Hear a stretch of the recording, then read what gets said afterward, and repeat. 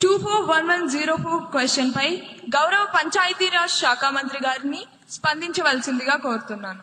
గౌరవనీయులైన అధ్యక్షుల వారికి నా నమస్కారము. సభాసభ్యులు అడిగిన ప్రశ్నకి నా దగ్గర చక్కటి సమాధానం ఉంది. అడవి తల్లి బాట కార్యక్రమంలో ఎంతమంది గిరిజన టోలీలు కవర్ అయ్యాయి?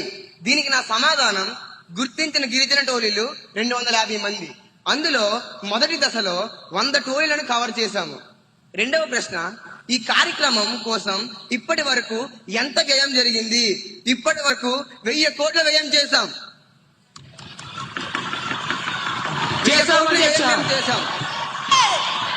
మంత్రి గారి సమాధానాన్ని పూర్తిగా వినవలసిందిగా కోరుకుంటున్నాను. ఇంకా ఎన్ని గిరిజన ప్రాంతాలు కవర్ అవ్వాల్సి ఉంది? మిగిలిన ప్రాంతాలను ఎప్పటిలోగా పూర్తి చేస్తారు? దీనికి నా సమాధానం, ఇంకా 150 టోలీలు కవర్ అయ్యాయి. రాబో ఏడాదిలో మేము పూర్తి చేస్తాం అధ్యక్ష. ధన్యవాదాలు.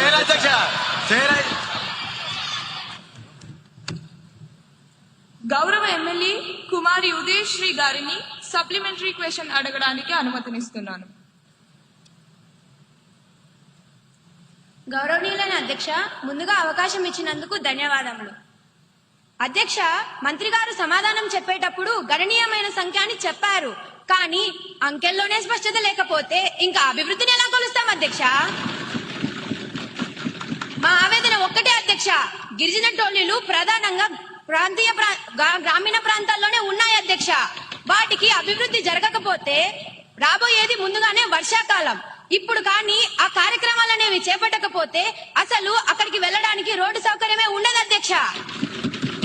బడ్జెట్ ఉంది అంటున్నారు, మరి పనులు ఎందుకు ఆగిపోయాయి అధ్యక్ష?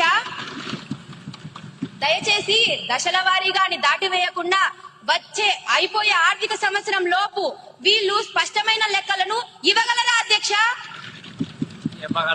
ధన్యవాదాలు అధ్యక్ష.